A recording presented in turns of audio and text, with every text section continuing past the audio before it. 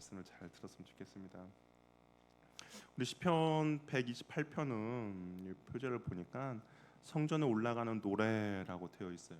그래서 시편 120편에서 시편 134편까지 15편이 성전에 올라가는 노래입니다. 그러니까 이 시편들은 명절을 지키기 위해 예루살렘에 이제 많은 순례자들이 왔고 그 성전에 올라가면서 이제 부르던 그런 노래인 것이죠. 1년에 3번 하나님의 명령을 지키기 위해 예루살렘에 온 사람들이 그때 부르는 노래라고 할 수가 있습니다. 특별히 이제 시편 128편은 짧지만 두 부분으로 나눌 수 있어요. 그래서 1절에서 3절, 4절에서 6절입니다. 그리고 이제 두 부분으로 나누지만 1절과 4절의 그 시작은 여호와를 경외하는 자는 복이 있다라고 이야기를 하고 있습니다. 그 나머지 이제 2절, 3절, 5절, 6절은 그 하나님이 주시는 복이 무엇인지에 대해서 말해주고 있는 것이죠. 그러니까 여호와를 경외하는 자는 이런 복이 있다라고 이야기하고 또 여호와를 경외하는 자는 이런 복이 있다라고 이야기를 하고 있습니다. 근데 그 첫 번째 복, 그러니까 1절, 2절, 3절의 첫 번째 복은 행복한 가정을 이야기하고 있습니다. 그 두 번째 복은 이제 예루살렘, 즉 공동체에게 번영을 이야기하고 있는 것이죠. 이 여호와를 경외하는 사람에게 하나님께 주시는 복이 가정뿐만 아니라 그 사람이 속해 있는 공동체와 그리고 민족으로 확장된다는 것을 이제 보여주고 있습니다. 1절 우리 한번 같이 읽어보도록 하겠습니다. 1절 같이 한번 읽어보겠습니다. 시작. 예, 시편 기자는 복이 있는 가정이 되기 위해 필요한 것이 있는데 그것은 바로 하나님을 경외함이라고 이야기를 하고 있습니다.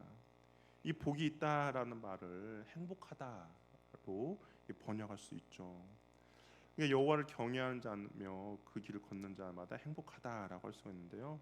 이 여호와를 경외하는 자는 행복한 사람입니다. 이 경외라는 말이 우리가 뭐 아실 거예요. 두려워하다라는 뜻이 포함되어 있지만 근데 그것이 아무것도 할 수 없어서 정말 두려움에서 나온 그 두려움이 아니라 오히려 존경심을 갖고 적극적으로 다가가는 긍정의 의미의 그런 두려움이라는 거죠. 하나님의 그 사랑 그리고 하나님의 자비, 하나님의 그 인자하심에서 나오는 경외함, 두려움이라는 것이죠. 그래서 여호와를 경외하는 사람은 이제 강제적으로 어쩔 수 없이 그렇게 하는 것이 아니라 자발적으로 여호와의 길을 걷게 된다라는 겁니다. 내가 좋아서 그 여호와의 길을 걷는 거죠. 하나님이 정해놓으신 그 말씀에 따라 순종하게 되는 겁니다. 우리 사랑하는 사람을 위해서는 어떻습니까? 누가 시키지 않아도 내가 그 일을 자발적으로 하죠. 그 길이 힘들고 어려운 길이더라도 기꺼이 그 길을 감수하며 갑니다. 왜냐하면 사랑하기 때문인 거죠. 뭐 다른 이유가 없어요. 하나님을 사랑하고 교제하며 순종하며 살아가는 인생이야말로 정말 행복한 인생이라고 이야기를 하고 있습니다. 이 복이 어떤 조건적인 거래가 아니죠. 기브앤테이크가 아닙니다. 하나님과의 바른 관계에서 자연스럽게 흘러나오는 복이라고 성경은 말하고 있습니다. 그래서 인간은 언제 복된 존재가 됩니까? 인간은 인간의 존재의 목적대로 살아갈 때 참된 행복을 누리는 거죠. 하나님께서 우리 인간을 통하여서 하시고자 하는 일들이 있습니다. 그렇죠. 하나님을 예배하고 하나님을 찬양하고 또한 그 하나님을 섬기며 나아가는 거 그것이 인간의 존재의 목적이죠. 그렇다면 그 존재의 목적대로 살아갈 때 우리가 참된 복을 누리며 나아갈 수가 있다라는 것이죠. 그래서 이 성경을 하나님께서 기록해 주시면서 우리에게 주실 때 이 성경을 지키며 율례와 규례를 지키라고 했을 때 뭐라고 이야기합니까? 너희들의 행복이 이 안에 있다라고 이야기합니다. 하나님의 말씀을 보면 우리의 존재 이유와 목적을 알게 되고 그 존재 이유와 목적대로 살아가면 너희들 것이 행복이다라고 이야기를 하고 있는 겁니다. 하나님께서 우리들 하나님 예배하고 찬양하고 경배하게 만들었는데 근데 우리가 그것이 아니다. 우리의 마음이 다른 곳을 향해 있고 하나님이 아닌 다른 것을 섬기며 살아간다면 우리는 행복이 아니라 바로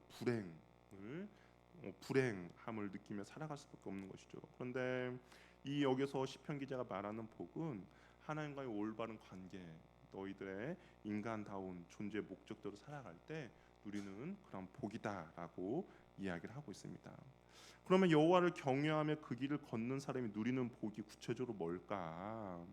우리 한번 2절 3절을 보면 행복한 가정의 모습이라고 할 수가 있는데요. 우리 한번 2절 3절 말씀 한번 읽어보도록 하겠습니다. 시작.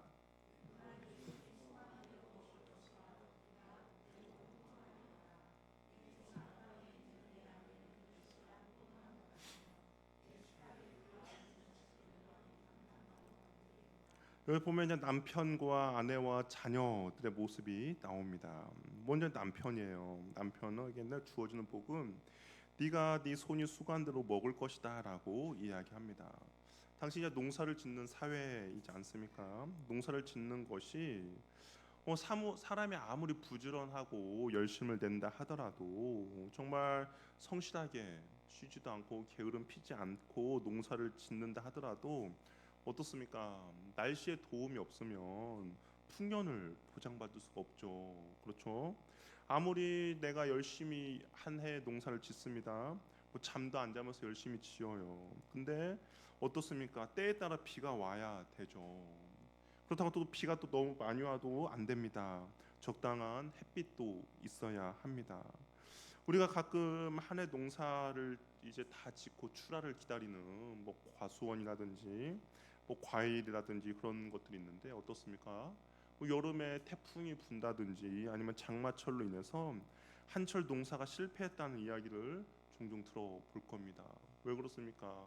내가 열심히 아무리 수고하고 노력했음에도 불구하고 정말 자연이 잘 받쳐줘야 하는데 그렇지 못해서 농작물들이 다 말라버린다든지 아니면 농작물들이 너무 비가 많이 와서 썩어버리는 그런 일들이 벌어진다라는 것이죠.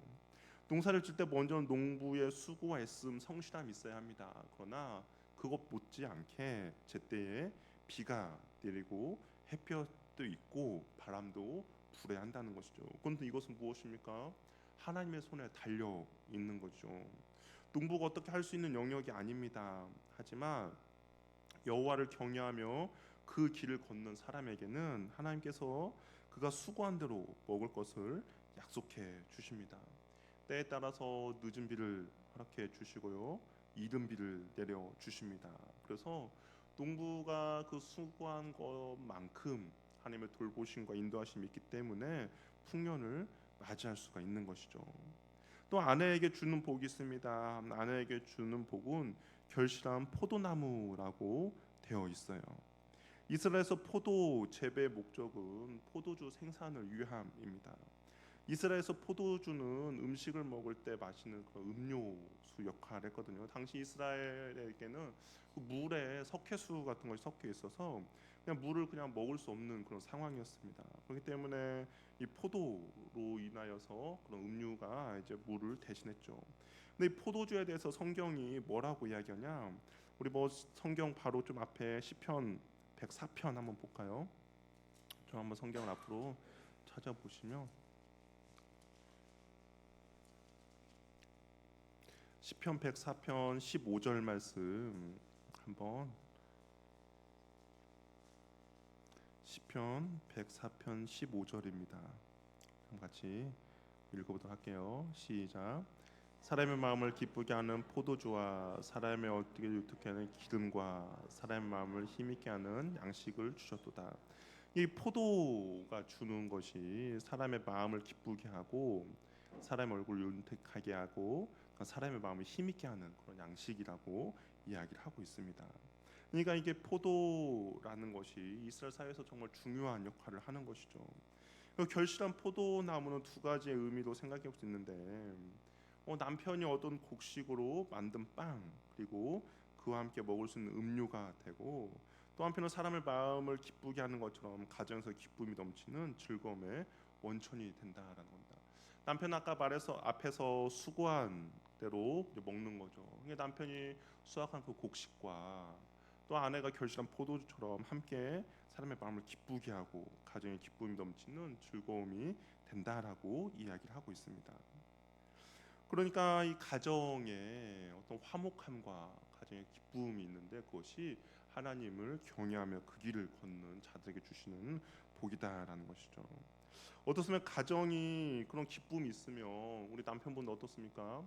집에 빨리 들어가고 싶겠죠. 안 그렇습니까? 그런 기쁨이 있으면 집에 빨리 들어가고 싶을 거예요.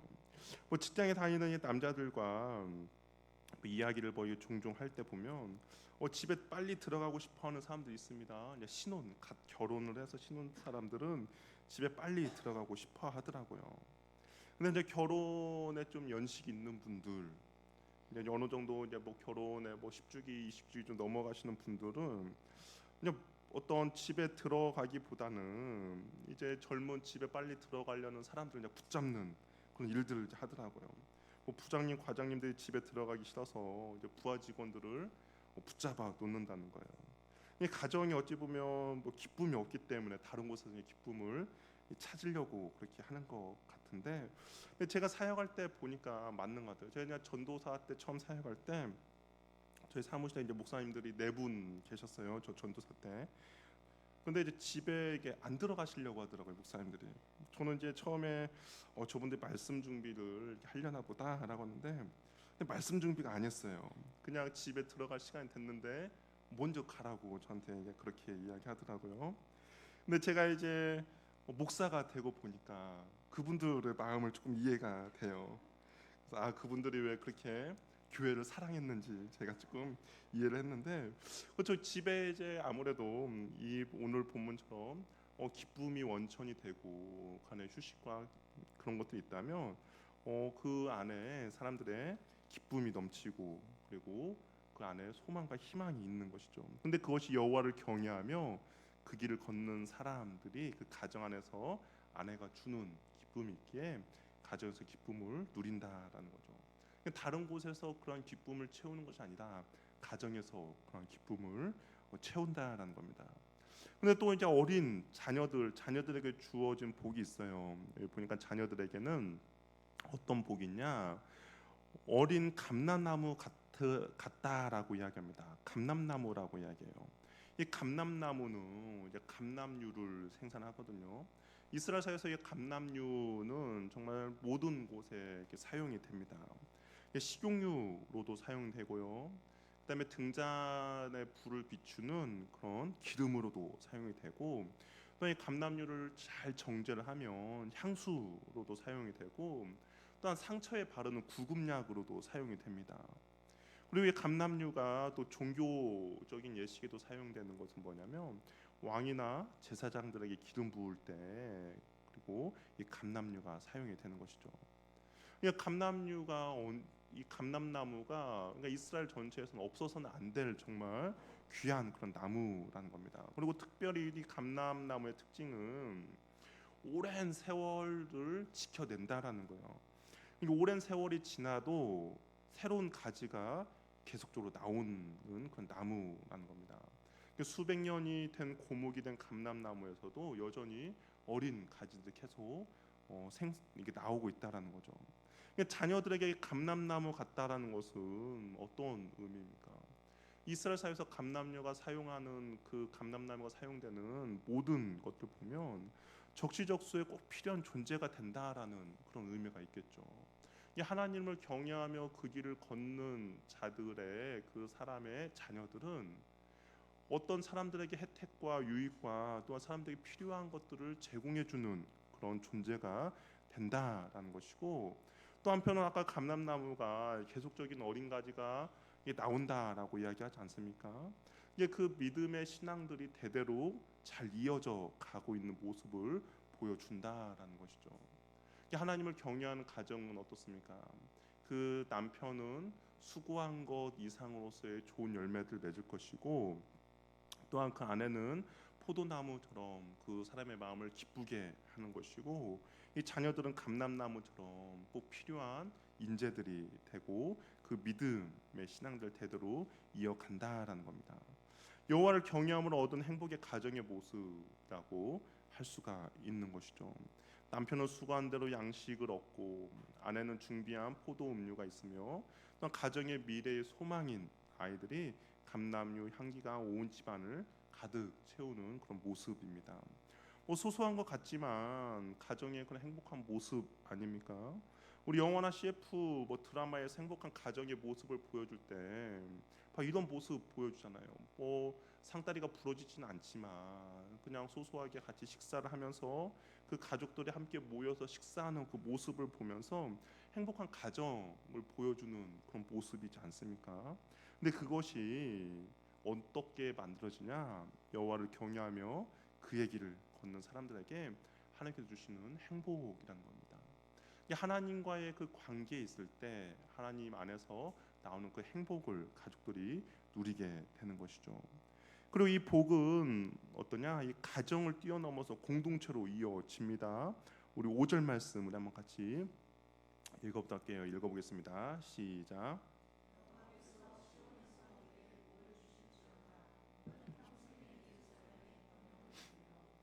여기서 이 시온이라는 것은 예루살렘 성전을 이야기하거든요. 근데 이제 또 4절에 여호와를 경외하는 자니 같은 복을 받으리로다 하면서 그 경외하는 사람에게 시온에서 내게 복을 주실지어다라고 이야기합니다. 하나님의 임재가 있다라고 이야기죠. 예루살렘은 하나님의 임재가 있는 곳 아닙니까? 하나님이 그곳 가운데 머물러 있는 곳입니다. 이 가정에서 행복을 누리는 가정의 구성원들이 함께 모여 예배를 드릴 때 그 공동체의 번영을 그 공동체의 번영을 보며 또한 자식의 자식을 보고 평강이 있을 것이라고 이야기합니다. 우리 6절 말씀도 한번 읽어볼게요. 읽어보겠습니다. 시작.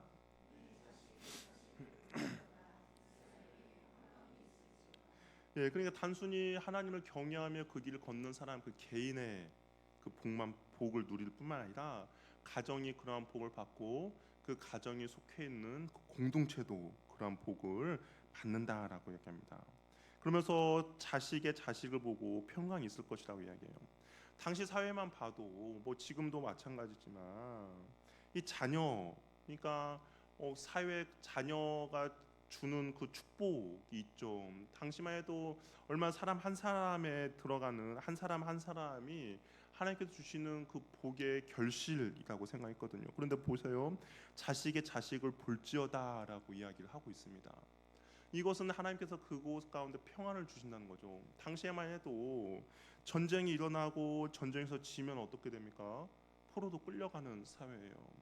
포로로 끌려가면서 내 자식과 내 민족들 어디로 갈지도 모르는 그런 상황입니다. 그런데 자식의 자식을 본다라는 것은 그 공동체를 하나님께서 보호해주고 인도해 주신다라는 거죠. 적군으로부터 그 민족을 보호해 주신다라는 겁니다. 하나님의 평강이 있다라는 것이죠. 한국 교회가 어떻게 보면 추구하고 있는 다음 세대를 어떻게 살릴 것인가에 대한 해답이라고도 할 수가 있습니다. 하나님을 경외하며 하나님의 말씀에 순종하는 그 부모의 신앙이 자녀들에게도 이어지는 모습이죠.